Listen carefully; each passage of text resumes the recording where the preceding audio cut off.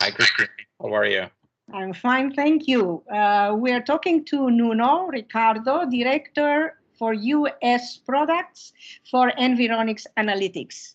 But for us, it's very important that Nuno is Andrew's best friend.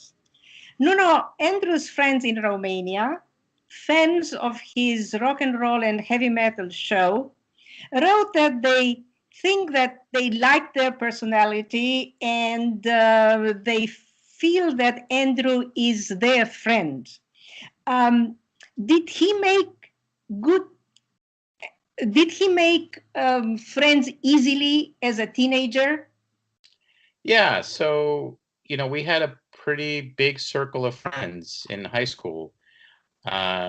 We had, uh, friends that liked the same kind of music we did, that didn't like the same kind of music we did. Um, we had friends from other high schools. Um, Andrew was a really likable guy, so it was easy to make friends with him. You did go with Andrew to some of the concerts where he interviewed the musicians, the players, the bands. How do you remember those times? Those were really fun times. So those were, really kind of my introduction to different types of music other than pop music.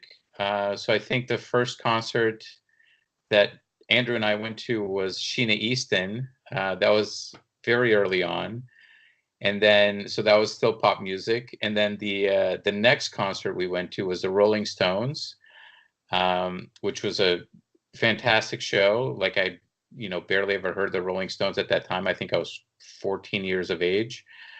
Um, and there was grown-ups smoking pot all around us, and people that are way older than us enjoying that show. And then from there on, we just kept going to more and more shows. So we went to everything from Metallica to local bands like Cage that I think he played on his show on a couple of different occasions because he knew the band pretty well. And his, when he interviewed people, he was really personable. I think he didn't ask the same old questions like, you know, what do you love about Washington or that type of thing. Like he really got to know the artists, and I think the artists enjoyed that. Okay, that's great. Talking about his shows, did you go with him in the studio when he recorded his shows? So I think I only went to the studio once. So Voice of America was this kind of an interesting place back then. So it was in this old, I think it was the Department of Health and Human Services building or something like that in Washington, D.C. So it was a pretty, I don't know, almost hospital-like building. And then you got into these cool recording studios, and that's where he had the show.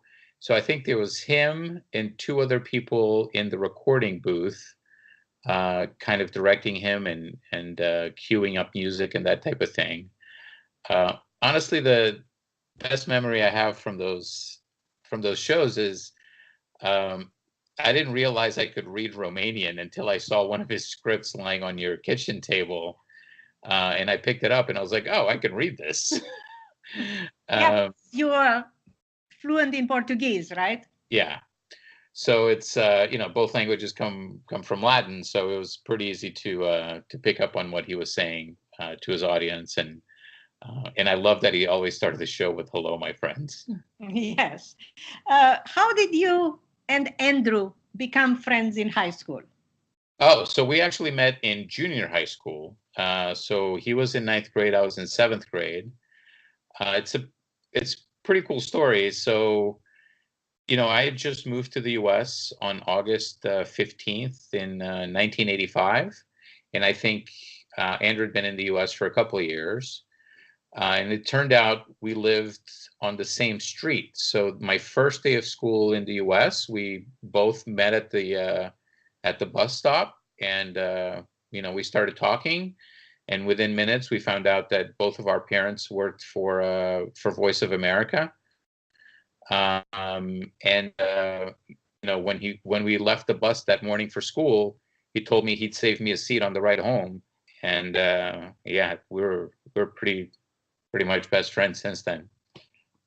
Okay, Nuno, thank you very much for these warm memories, and we invite you to visit the Hello My Friends webpage when it is launched in mid-May.